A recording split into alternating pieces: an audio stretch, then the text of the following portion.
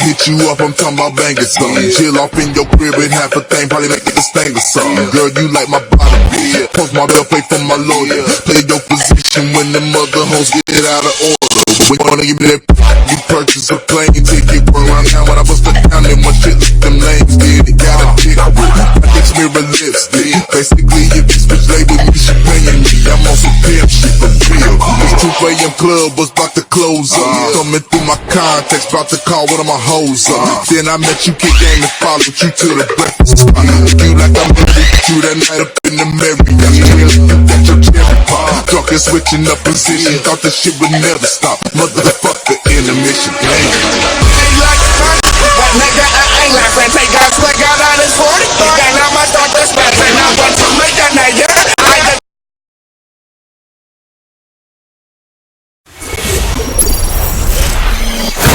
This is the OMFL. You can't touch this. And you're in the mix with Kinda Real Name. Here's another OMFL production.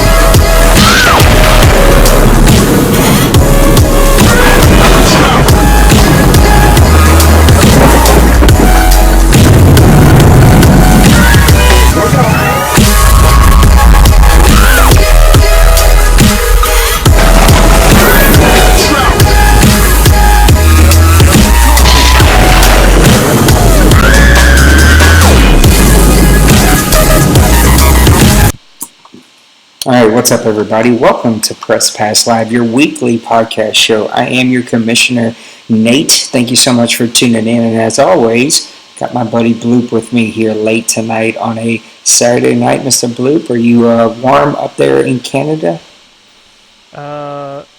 Absolutely not. I went outside for about 5 minutes earlier, and that was like hours ago, and I still got to chill. So it's minus 36 here, so I'm happy to be inside doing the show instead of shoveling or something.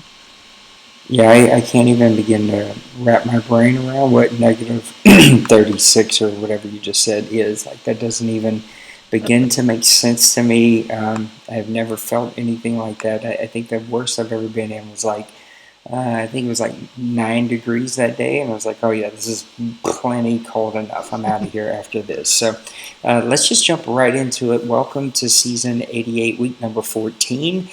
So we are right around the corner from the playoffs, and probably our next show will either be right before the playoffs or right as we start the playoffs. So we'll have some playoff football here for everybody pretty soon. But let's take a look back and do a little fire drill action.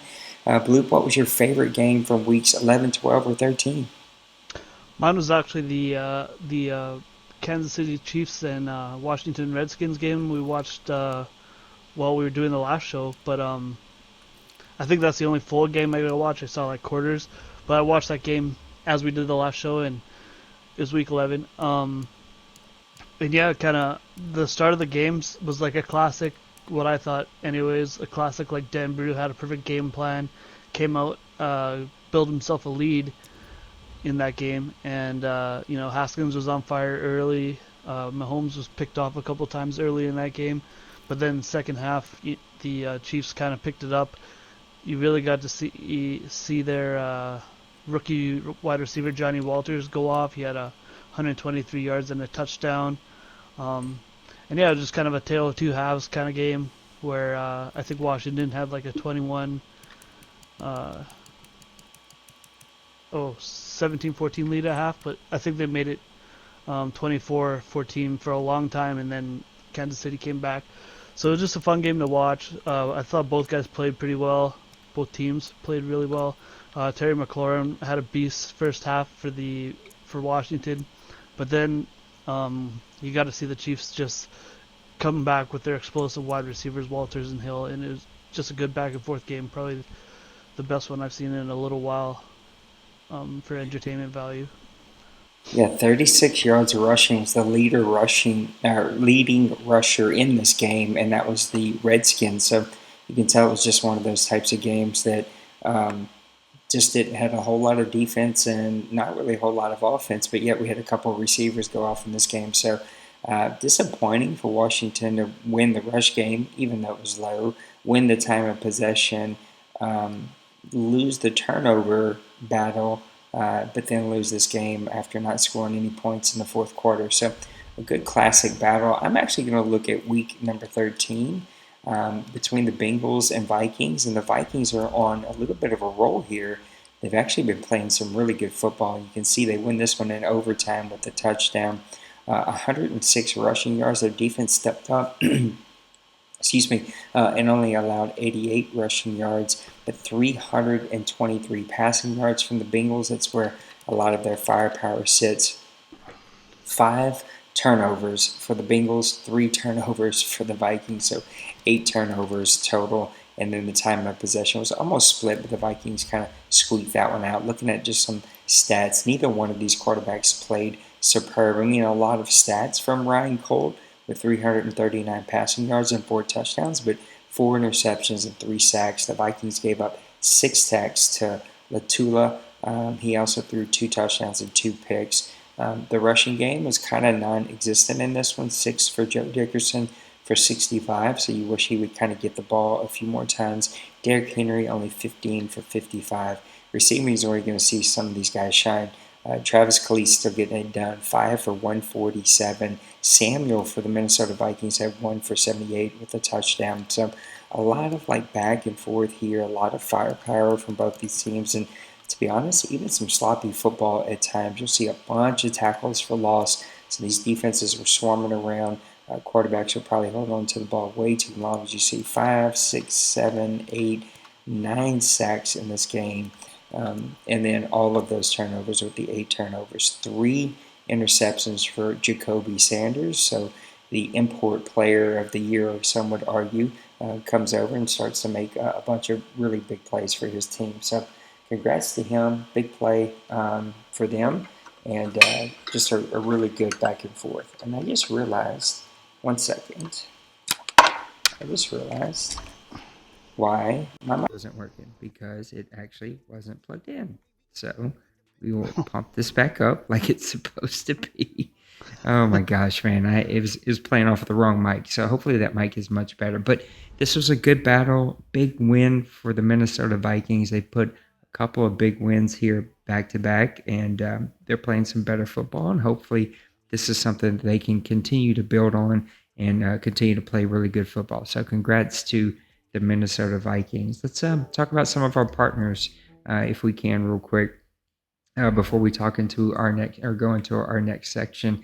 And the first one is going to be our buddy. I just forgot his name. Poppy. There it is. Poppy over at Daddy Leagues, daddyleagues.com. It is the website that you need to have if you're hosting a Madden League. They have been a really big supporter of the work that we've done here at Grown Folks.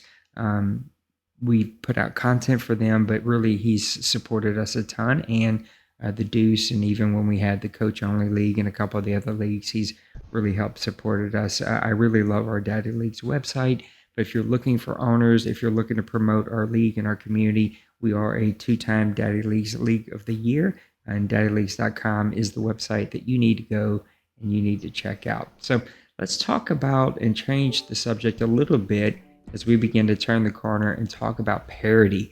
Now, parity is something that the NFL is well known for. Every team feels like they have that opportunity to win it all whenever the season starts. And we've seen kind of a back and forth when it comes to parity here in this league, in this community. And so the question is where has the parity gone? It seemed like last year we had a ton of parity, and then this year it kind of went away. But now here, after this last update, the parity seems to be back. And so the question is for you is there parity? Is there not parity? If it isn't, where to go? If there is, why is there parity? What do you think when it comes to parity here in the OMFL? Yeah, it's a tough one. There's lots of things that go into it. I think we got lots of good owners and stuff, so I don't think that's an issue that's leading to any kind of a lack of parity. But I think for me, the biggest thing, like, and this is just my own perspective, the biggest thing is just the way the game is set up. It's really hard to build up a young team, Yeah. and there's not been great free agent classes in the first 2 seasons, which, by the sounds of the chat, it's going to change. There's lots of guys going to free agency in season 3 Yep. here, but it's really hard to turn your organization around. And I think just the way XP is given out, the way the drafts go, maybe, where they're kind of like, anyone could hit at any point in the draft. You don't really know as well as you used to who's like a good player.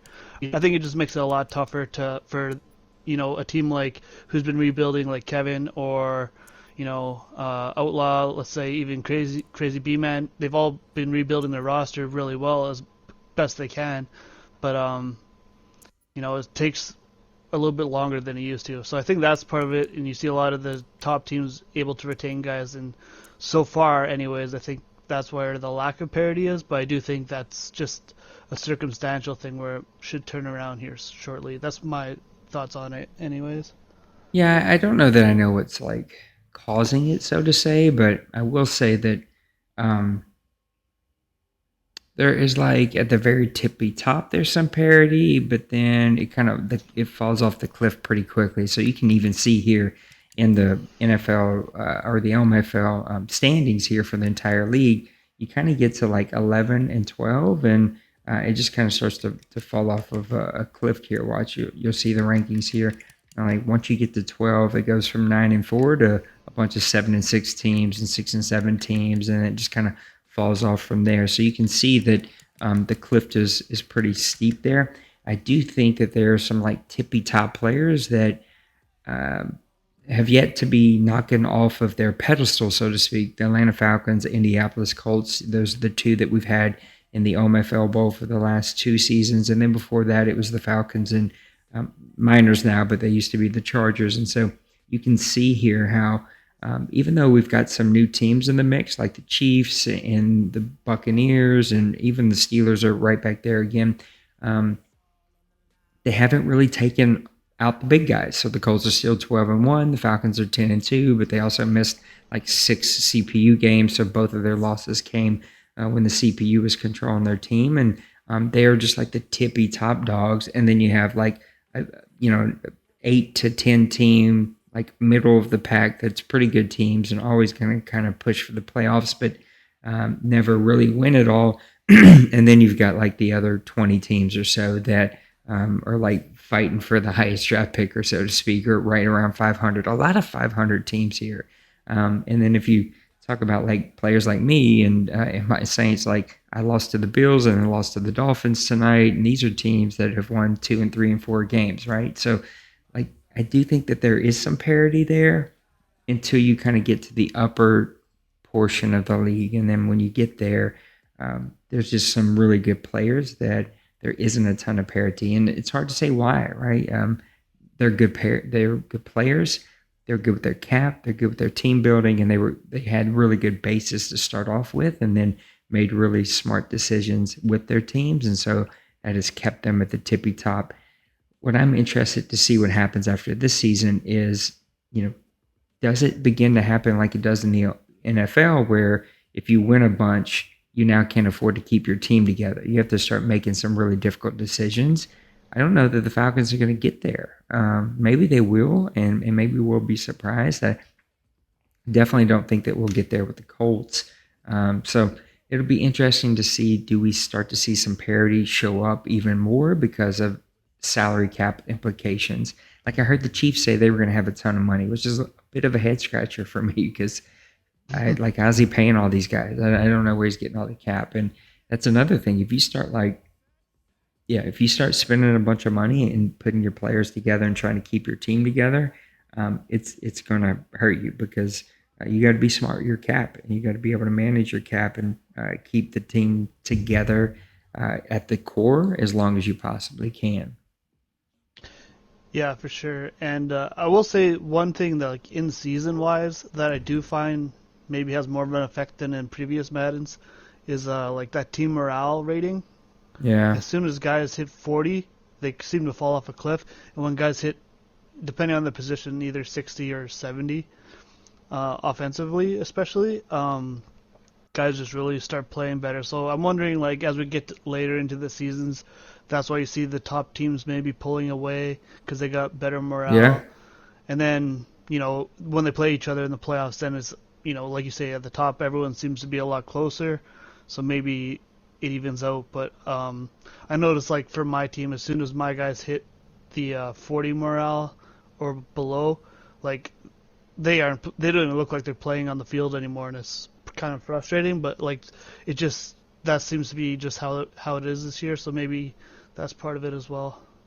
And there's been some weird games. Like, again, my games where I've dropped against some what you would consider kind of bottom half of the league teams when I'm supposed to be a top half of the team league. And then you've dropped some tough games. And then we see the Vikings beating up on the Bengals. And so there's been like some weird games. I think this last update tweaked some minor things, but I don't know. There's some weird things that happen in some weird games that tend to pop up from time to time. Yeah, that's for sure. And it's hard to put your thumb on anything. It's hard to blame any couple of particular things, but it just, because like you say, there could be some random games where a lower team does have a really good game and stuff. But I don't know. For the most part, I think what you see is what you get. Like, the best teams are playing the best, probably. Yep.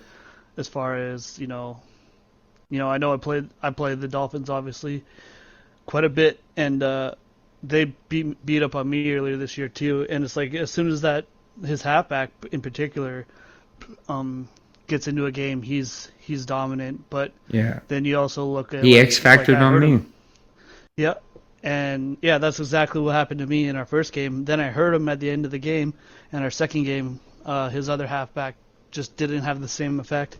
So it's maybe, I don't know. Sometimes those just seem to. Yeah. Those X factors seem to take over games. It's like, I've had the same thing with Outlaw as well. Like, his young wide receiver there over time. Proctor. Like Proctor. Some games he's average, and other games he dominates me. Like, it's weird game to game sometimes with those X factor dudes. But for the most part, I don't know. It's hard to put your thumb on what exactly leads to what we see. Yeah.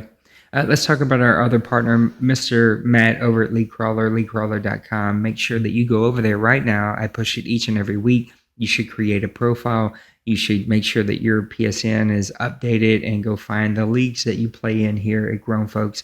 Leave them a comment and give them a rating. We are a one-time League of the Month, one-time League of the Year, and a Podcast of the Year for LeagueCrawler.com. And so we're super honored by everything that Matt does for this community, and especially just being one of the really good dudes out there. LeagueCrawler also has LeagueCrawler.tv on Twitch, where they host all types of leagues, their games, their podcasts, all kinds of stuff. There's a schedule out there, and so anytime that you kind of have the itch for some Madden football or for some podcasts or just to check out what's the latest and greatest out there, make sure you go to LeagueCrawler.tv and check out some of their stuff, because Matt's got some really cool things that he's got going on over there. Let's talk about a rookie that was having one of the more outstanding seasons until he went down with an injury for the rest of the season. We're going to talk about Roland Stanton for the Chicago Bears. Now, Stanton was drafted, I'm not quite sure, I think he was a second-round pick. Let's see if we can pull that up real quick. But he was drafted by the Chicago Bears. Let's see if we can pull it up here. I don't know if it's going to let us. 25th pick in the second round. Yep, 25th pick in the second round. A superstar development guy, 80 overall. Let's look at some ratings here. He's got 77 break tackle, 94 speed, 92 acceleration, 93 agility, 84 carrying, 84 ball carrying vision. I mean, this guy is just a stud. 84 elusiveness, 80 spin move, 93 juke move.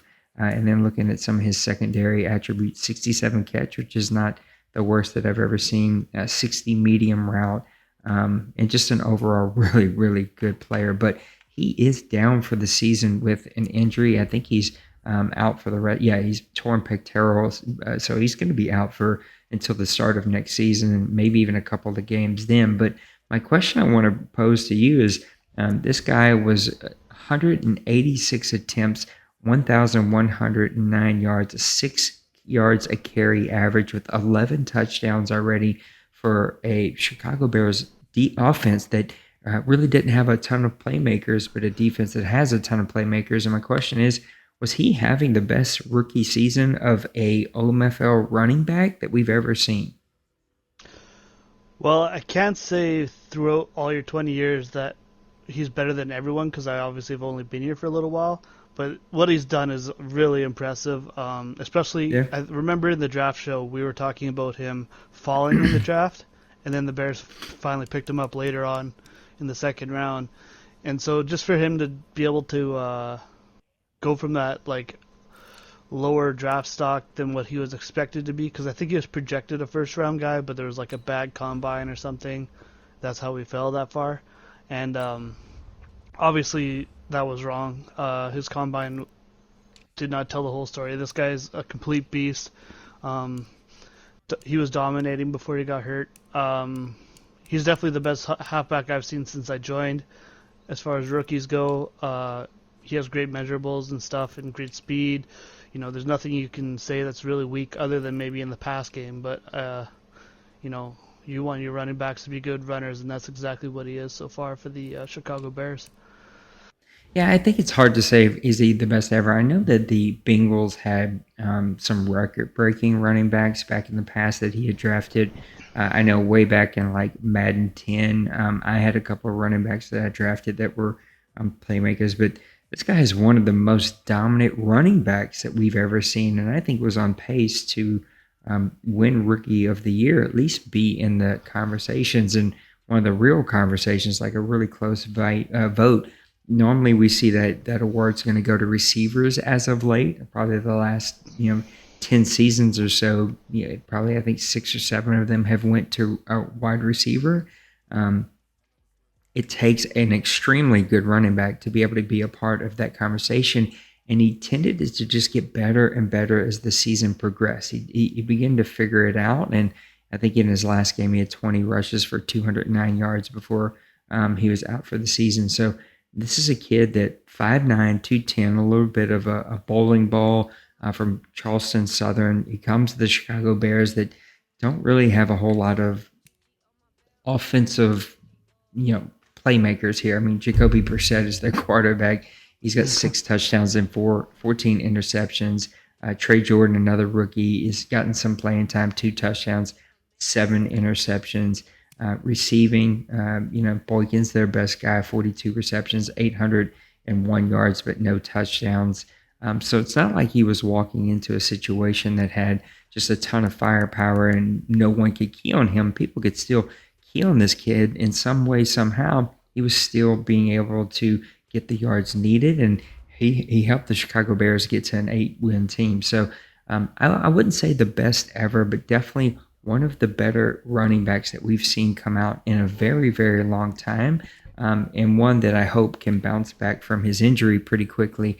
I hope he's not out any at all next season, but if he is, maybe he bounce back pretty quickly just because he's a playmaker, and the Bears need him, right? The Bears need that kind of playmaker, especially if they're going to go with a rookie quarterback and have to build him up. You need something that you can lean in on, and right now for the Chicago Bears, the only thing that you can really lean in on is the fact that you have one of the best running backs in the league. So let's talk about another one of our partners, Mr. Soden over at SodenBowl.com. This is our Xbox One Madden League partners. They have one of the more tremendous Xbox leagues that are out there.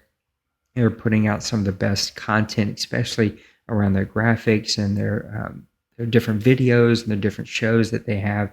So if you have an Xbox One and you're looking for a league, make sure that you go check them out over at SodenBowl.com. Let them know that we sent you over there, and make sure you just plug in and get busy because they have tons of engaging content that keeps owners plugged in. I don't know a lot about their rules or their slider sets or anything. All I can know is that they are putting out content, they're putting in the work, And you're going to be hard pressed to find another league that puts out as much engaging stuff as they do over at SodenBowl.com. So Soden over at Soden Bowl, we appreciate him. He was active in our chat today, and make sure that you guys go and check him out. All right, I want to change the subject here as we get on our last little whatever they call it. It's a piece that we're going to talk about. My brain is blank. It's freaking midnight. And so I'm still really frustrated after that Dolphins game that I just had. What's up, strategy? I want to talk about the top two teams in this league, especially as we were talking about how no one has really knocked them off, and that's the Atlanta Falcons and the Indianapolis Colts. And now the Falcons have been away this year, and so maybe we haven't seen the full plethora of what they have to offer on the offensive side of the ball. We've seen their last game, some rookie came out of nowhere and put up like 200 yards and 3 touchdowns. So Falcons are just like reloading and putting new players in place. But my question I want to present to you, these are probably the two teams that we're looking at to be in OMFL Bowl number 88 this season. Would you take the Falcons defense or would you take the Colts offense? Well, having just played the Falcons and the Colts are my next game. I've definitely been paying attention to these two teams. For me, as a guy that values defense a lot, I gotta go with the Falcons. That game I just played against them, I think last week or maybe 2 weeks ago now, was one of the most frustrating games because it's one thing, I knew he had a good defense and I knew he had a good offenses and stuff. It was one thing to feel like, okay, maybe he'll stop me a little bit more than everyone else. But it seemed like every single time I needed a play, his guys, and I would make good reads. My receivers made good routes, but his guys would always knock the ball out. And, I couldn't run the ball at all against him. I couldn't pass the ball on third down. His guys were even if I caught the ball, his guys were ripping it out of my hands for an incompletion. It's just to have a good defense like that makes life so much easier on you because every time you're stepping up, you're not trying to score. You can get away with a couple of mistakes here and there. Yep. You take more chances. Yeah, you can take more chances as well. He's good for one or two deep balls that sometimes get picked off a game. Yep. But he's allowed to do that because he's not worried about letting a touchdown up the other way. D Wayne's offense is awesome, but I do find it more susceptible. He'll tell you himself that he's not the greatest passer of the ball. He's good. He's really good running with the ball, obviously, which helps as well. And but he'll tell you himself he's not quite as good passing the ball as a guy like D-Money is.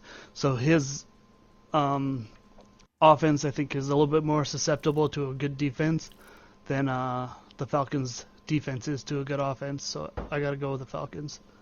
Yeah, I think I'd have to take the Colts offense. Now, the only reason I say that, especially this season, is the Falcons have been away for a little bit, and so maybe they're rusty. I know that they've knocked off some rust, especially against the last couple of games that they've had. They've looked really, really good on the offensive side of the ball. These two teams are very, very similar in a lot of ways on both sides of the ball. But the thing I love about the Colts offense is they don't turn the ball over.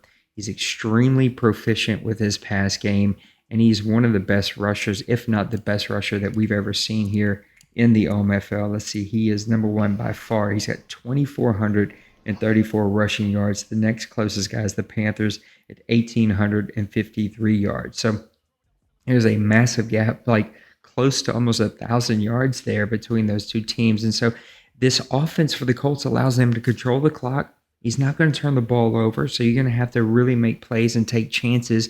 And when you tend to take those chances, he's so efficient that he can make plays with this quarterback. And then if you play zone and you try to force him into a bad play, he'll take off with the quarterback pretty quickly on you. He'll pick up yards.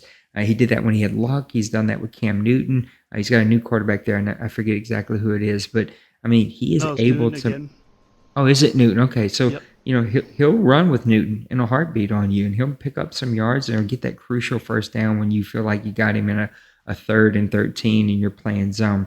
Now, look, you can't take anything away from the Falcons defense, even missing the 6 or 7 games or whatever it was. This guy's only given up 3,000 total yards, 1,625 passing yards, which is really, really, really low, and only 164 points total.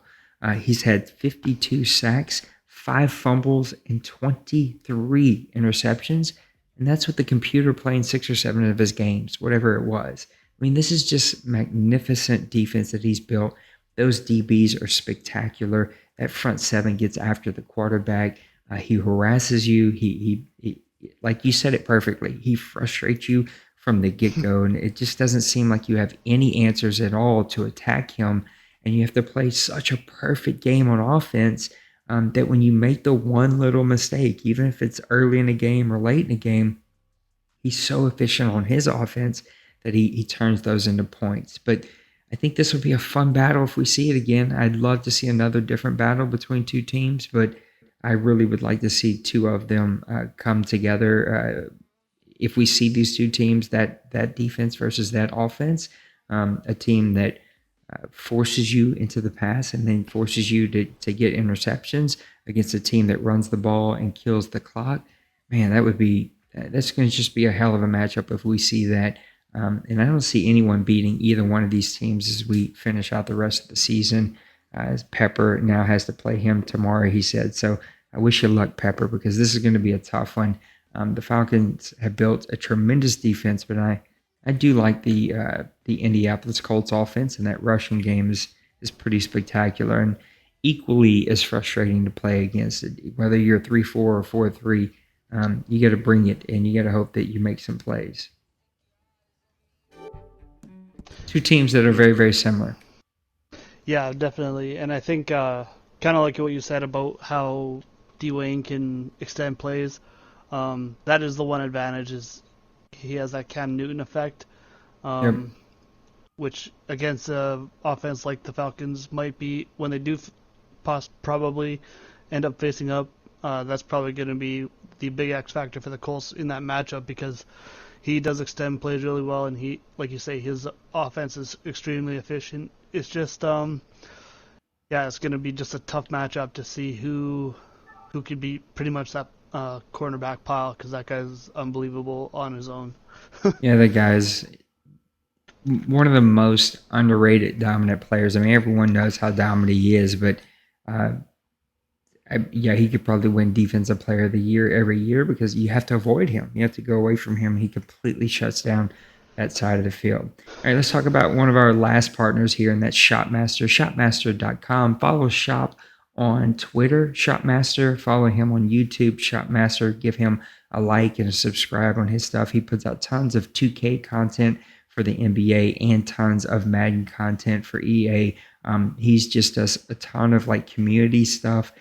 He lets his community who follow him really be engaged with the content that he's creating. They have a lot of say-so in what he creates for them, and I'm just one of the bigger personalities, nicer guys, and very entertaining and engaging with his content. So make sure that you go follow Shopmaster, give him a yell, tell him that you're supporting grown folks, and that also supporting the content that he is creating and putting out there.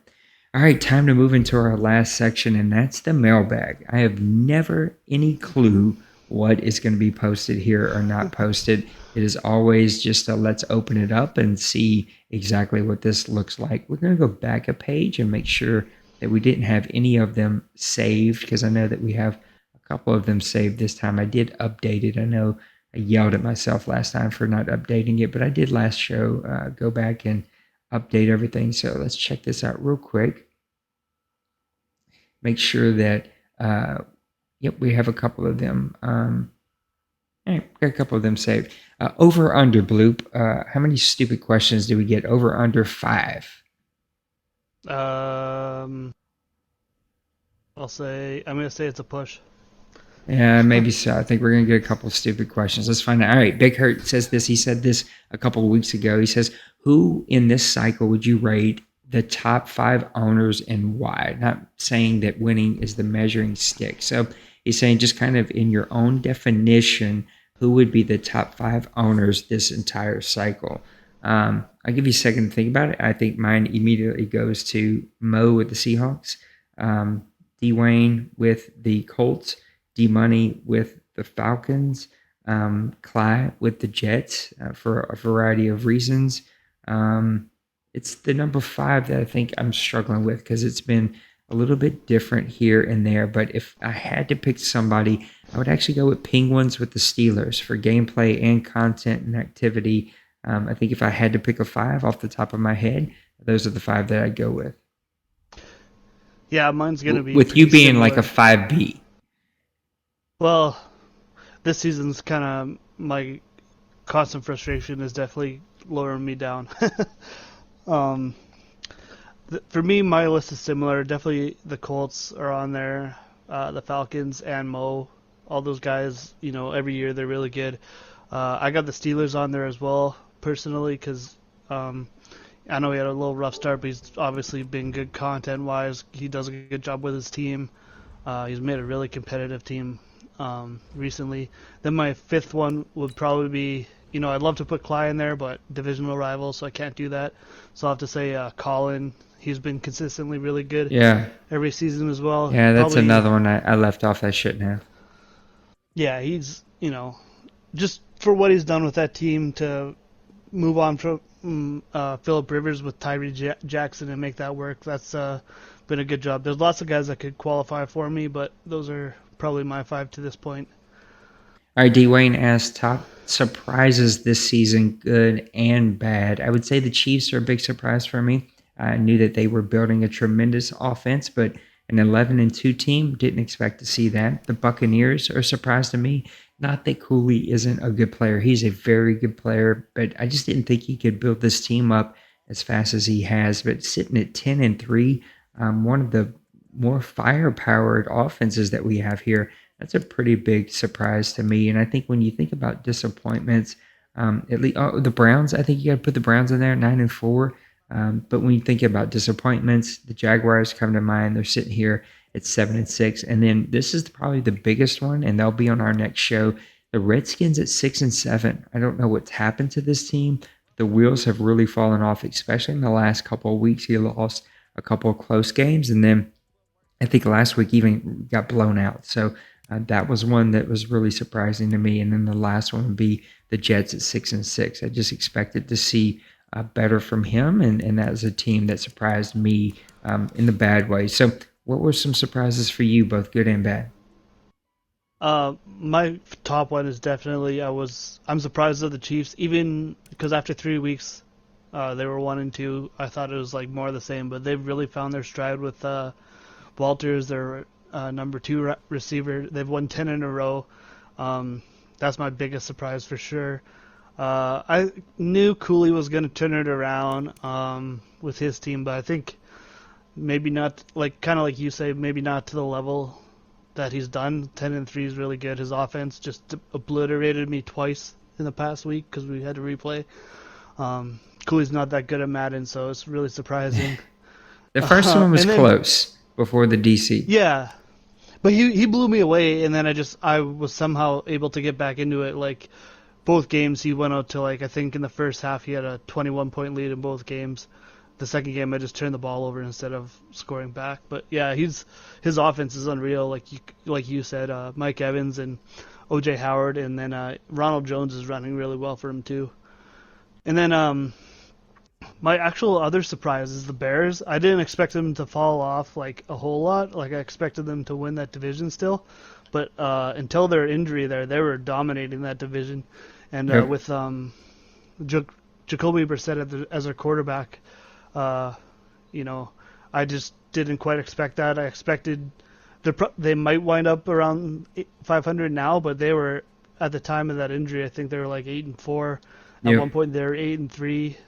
I just expected them to be more of a 500 team. So good job on him. And then my disappointments. One has to be. I hope he's listening, but that's Rob. I expected him to kind of take that next step. I know he has a lot of young guys, and his offense is still really good, but that defense has just been abysmal. We've talked about it a bit in private messages and stuff, where he's probably like me right now, where I have no idea what my offense is doing. So yeah, just a little disappointing there. And then my other one, Kevin, he completely destroyed me in week 2 this season, or maybe that was week 1. He just hammered me. Yeah, he just beat you, but to be 4-9 with the amount of talent he's drafted and stuff, like I'm just surprised by that. I know his halfback got hurt because of me. That might be a big factor, but yeah, so far I just expected him to probably at least be competing for our division at this point, and it's just been not that kind of season for him. Yep, a couple of surprises there. So, Dwayne, those are our surprises, both good and bad. And I agree with the Kevin one too.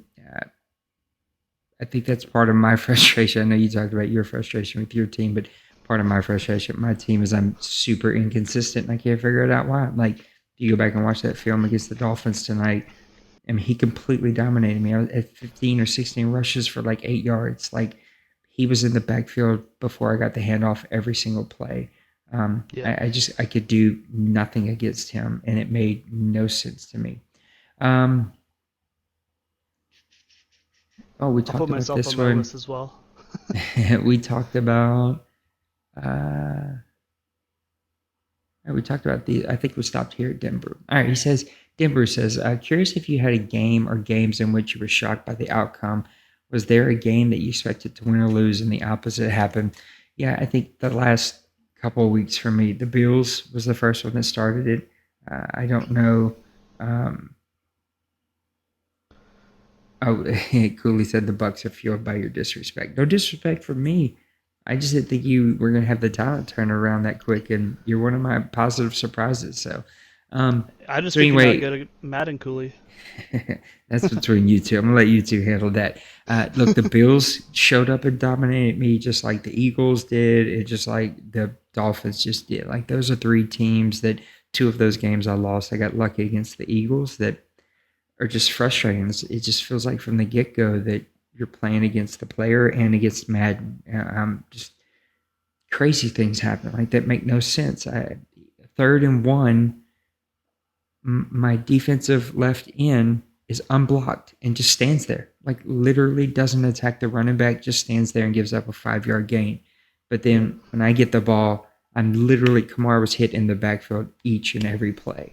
It just mind-blowing to me. Running a crossing route, get pressure in my face, step up, anticipate the crossing route. The cornerback is playing off of the receiver right as I throw the ball. The receiver doesn't break, the cornerback breaks, and the cornerback's just standing there to catch the ball before the receiver even breaks in his comeback route. And I don't know why it happens. It's mind-blowing to me sometimes. I'm not a big believer in that the game is scripted or rigged. I just think that sometimes your players don't play and their players play and they call a better game than you, and it doesn't make sense. What about you? Any games that were kind of along those lines for you?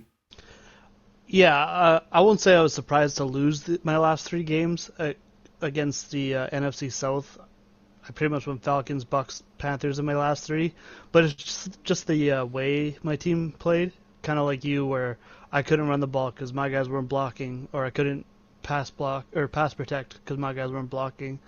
But then the other teams are going like 8 yards per carry. I think today the Panthers went like, I don't even know, in the first half, probably 12 yards per carry in the first half.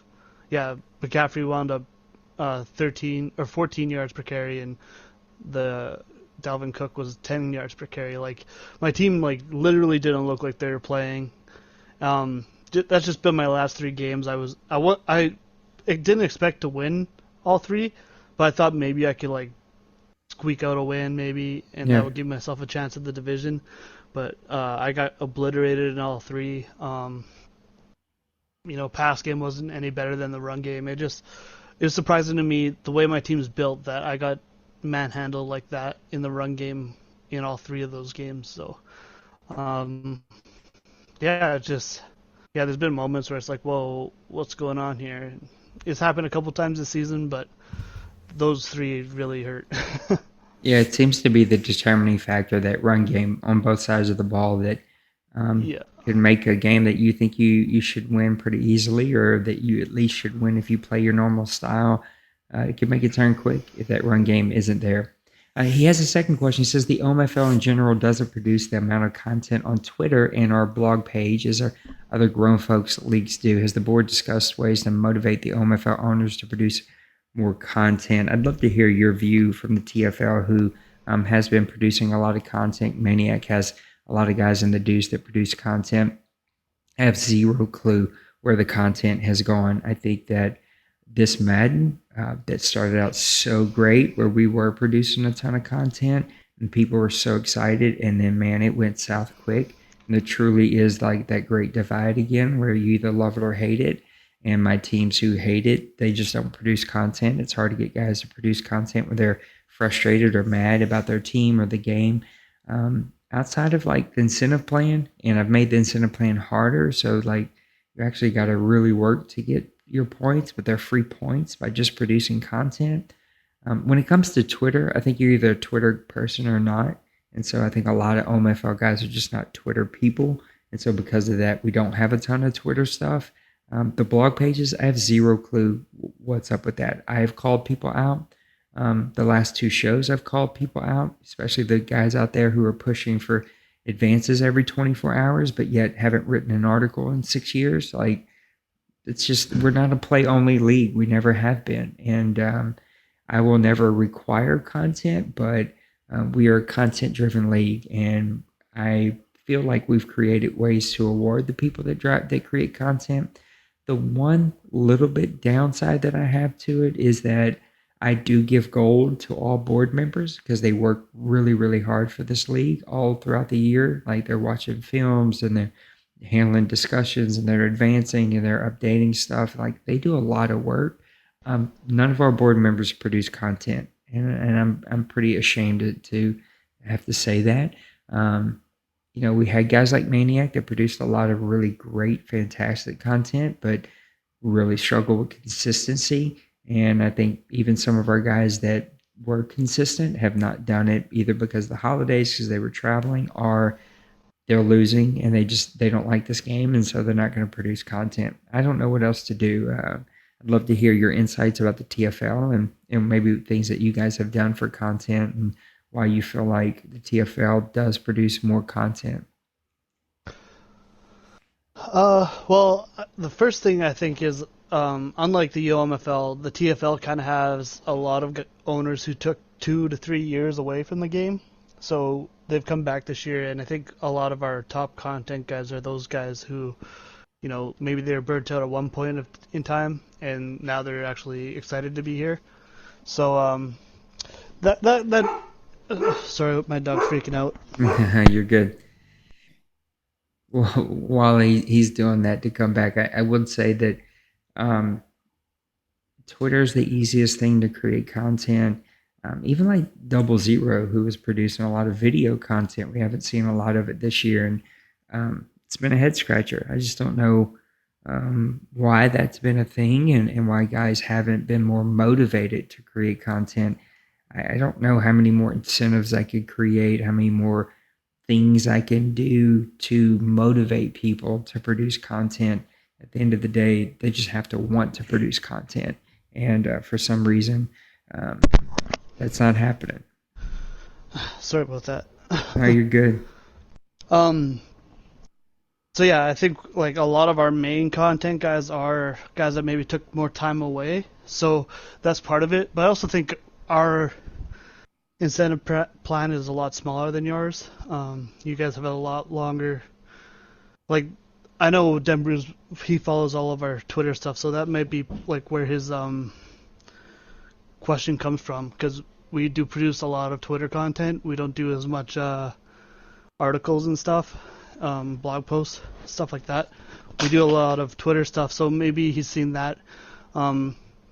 We only have, like, in our content program, like 5, maybe even just 4 avenues of getting those content incentive points. So I think that's because I can't remember his exact question, but you mentioned the Twitter aspect of it.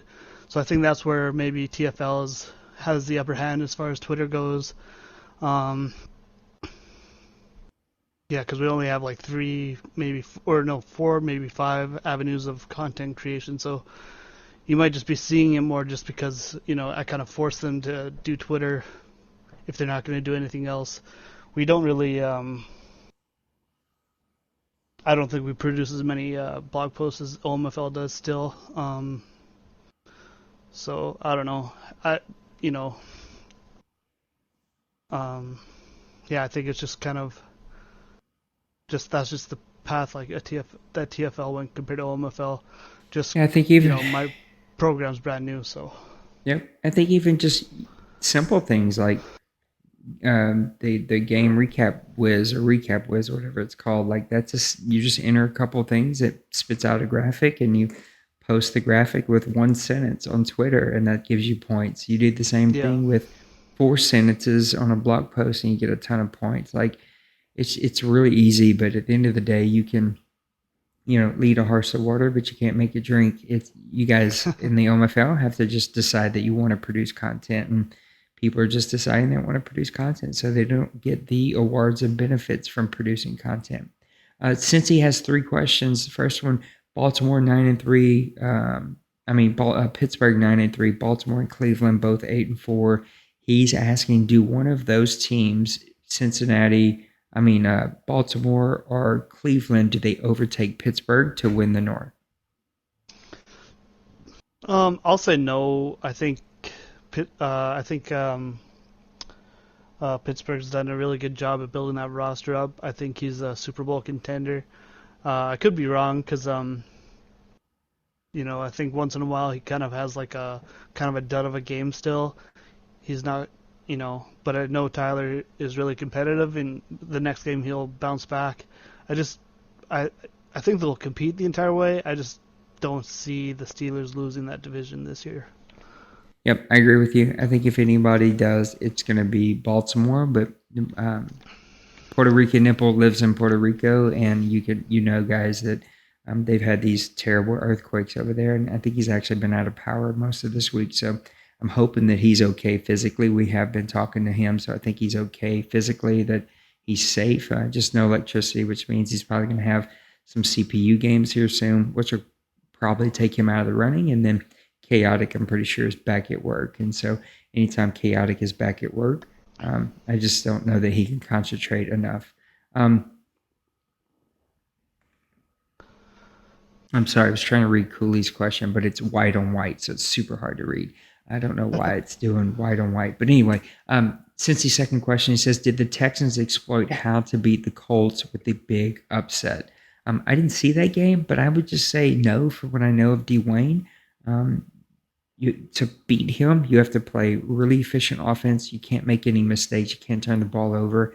And then you better really bring it in on the defensive side of the ball, stop his run, and force him to pass. If you can do those things, then you can beat him. I don't think it's not a mystery on how to make that happen, but that's what you have to do. And I just don't think anyone can consistently do that. Yeah, I think anyways the point missing the point last season when I still had Tom Brady, I beat Dwayne and gave the league the path, so I exposed that. That's a joke. We'll see how true that exposure is. Yeah, I think it's not a confusing thing to learn how to win in this league. It's just, can you do it? And that's where the hard part comes in. Cooley's question was actually the exact same as Cincy Berg. So sorry, Cooley, you don't actually get credit for this one. He says, did the Saints and Bucks both make it into the playoffs even though they play each other in week 17? They have a 3-game lead with 4 weeks left. Not after I just lost to the Dolphins. It kind of opens the door for a couple of other teams. I have some tough games coming up, but Cooley's question was, do 3 teams make it? Of course, we know the Falcons are in. So do you think Saints and Bucks both make it in, or does somebody else squeeze in there? Let me just take a quick look at every division where you guys are.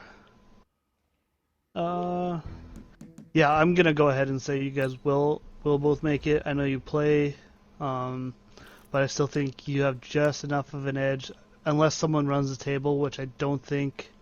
Like, there's lots of teams that could do it, but I think, I don't think anyone that's behind you is going to run the table, and so I think you are going to wind up making the second wild card there, Nate, or maybe even the first if you beat Cooley head to head. But I think both of you will wind up in the playoffs. Yeah, I think the Cowboys have the best opportunity to take that last wild card spot for me, but I think we'll end up tied. And since I beat him by 1 point at home, I think that's going to give me the victory over him. So I also believe that we will both make it into the playoffs, and it'll be Yeah, interesting to see how that works out. I think I'm not going to last very long. So we'll yeah. get to The one smash. advantage you have with that one is the Cowboys actually with Washington kind of falling apart. They've actually taken their division lead. So Oh, there you go. So yeah, that's going to give them, that's going to be their avenue to be able to get in there. All right, last question for the night. It's from Smash. He says, I know that we vote on end of the year awards and players earn extra XP. Can the players who that actually won these awards in the game get at least one extra point of XP? Um, you're commissioner, so I'd love to hear kind of your views because you are commissioner. My knee jerk is no, just because we have a zillion other ways to win awards. That whether it's Pro Bowl, whether it's awards that we vote on, and to me, if you won it in the game, but this league didn't vote on you, then I just don't think that you deserve it. And 1 XP isn't going to make a break, and it starts to become too much, too many things to track, too many ways to earn XP. I don't think that the 1 XP is worth it when you can earn that XP with incentives, you can earn that XP with Pro Bowl, you can earn that XP with awards. And I think it rises the question that has been asked many times that I'm open for people to help me figure out, but like, how do we post stats with these award votings, especially around Pro Bowl, to better help the guys who won't go do their homework? We do that with awards, but we don't do that with Pro Bowl. So I don't know. I say no as a knee jerk, but as a commissioner who has an incentive plan, what do you think about this? yeah, I'm kind of in the same boat as you. I don't think there needs to be more XP given out. Especially, I think the talk this year has been kind of like, how do we get people to engage better with the voting Yep. process? And I think that's more important than like more of an important thing to figure out than giving another XP. Like you say, there's tons of incentives. Tons of different ways to get uh, 1 or 2 XPs or whatever. Yeah, I don't think it's something that's needed in the league, and I actually, it's a nice bonus, but I actually think that you guys have it pretty much perfect, so it's not like an overpowered thing to get like Player of the Year or a Pro Bowl or whatever. You guys have it as it is right now is pretty balanced. Yep, I agree with you. That's going to bring us to the end of our show. So, Bloop, I'm going to give you 2 minutes to rant and rave or put a bow on the show, however you want. What do you think about week number 13 is in the books? We're in week 14 for season 88. Well, I wish I had some sad music here. I'm definitely putting the post mortem on my New England Patriots playoff run. I know Jason says they still have a chance, but my team has given up on the year. It kind of sucks, Um, playing with Brady for 2 years, I was one of the top teams. Now my guy McAllister, he's done well. He's like fourth in the league in passing yards and stuff, but he just makes too many mistakes, and I just yeah, I'm excited to get to the off season where I have like $100 million to spend and draft picks and stuff, and yeah, that's pretty much all I got. I'm sad it's over, but I'm not making the playoffs. Yeah, I think I'm going to rant and rave just about FPR. We are at that point of this Madden cycle where we're going to start to see some separation here, especially into the next 2 seasons where it's going to start warming up over the next, couple months. I know we're a little ways away from it warming up, but this Madden has such a great divide, and to see people already not creating content and not really excited. Now, games are getting played pretty quickly. Like, I think I've been the last game the last 3 weeks, and I'm always like usually the first game, but it's just been crazy that games have been flying off of the board and getting played so quickly. So guys are playing, but not creating content, which always speaks to me to a lack of excitement about their team and about the league and about the community. Maybe we can do some giveaways or something here pretty soon, but I want to see FPR cleaned up. I'm seeing a lot of bounced runs. I'm seeing a lot of like the same plays over and over. Seeing just like guys finding like the one or two things that work and just like leaning in on those too much. I'm starting to see teams like, oh, I don't have a quarterback, so I'm going to throw the ball 8 times a game. Like that shouldn't be a thing, right? Or I got a great running back, so I'm going to run the ball 25 times a game. Like it shouldn't be a thing. Or I don't have good DB, so I'm going to blitz, 75% of the time. Like we should be better than that. And instead of creating new rules, which I feel like the last 2 seasons we've had to do, guys should be creating content, not making me create new rules. So mix it up, guys. Clean up the FPR, create some content. Also, go support the content that's being created by some of our other friends, especially Bloop and the TFL. They do some of your key core guys over there, like Cooley and yourself, and a couple other guys like Rob. I think, isn't Rob with the TFL? Maybe I'm wrong about Rob. But, Yeah, he's in there, yep. Yeah. Like you've got some key core guys that are there that are also here, and you can't tell this like priority league, not priority league, and I can't say that the same is about every owner that's in the OMFL that plays in the TFL. So more is expected of you guys. I hold you to a higher standard, and I think that we need to be better as a league about taking the league and lead in this community and producing content, having good, clean games. So let's clean it up and have a good time. Last little pitch, grownfolksoc.com is our website. You can follow us on our Twitch page, our Twitter page, our YouTube page. Sorry.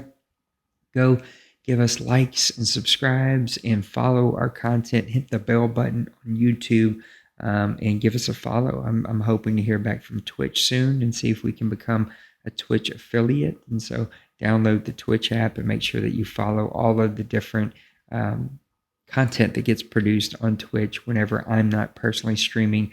I make sure that we're hosting other leagues and other people here. And so make sure that you go follow the content and support the stuff that's being created. And hopefully you too will create some new stuff. So Bloop, thank you again for hanging out with me here late on a Saturday night. We're going to wrap it up. Thank you so much. Week number 14 is upon us, and we will be off into the playoffs. So the next show that we have will either be giving our playoff predictions or talking about who's in and who's not. And the next show will be all about the OMFL playoffs for season 88.